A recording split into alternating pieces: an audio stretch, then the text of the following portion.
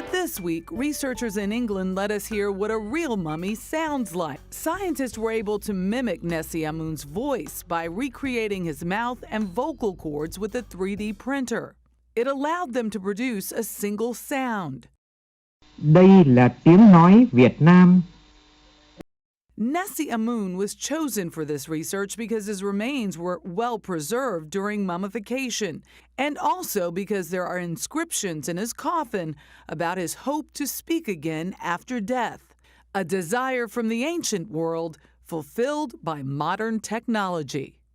Đây là tiếng nói Việt Nam, phát thanh từ Hà Nội, thủ đô nước Cộng hòa xã hội chủ nghĩa Việt Nam.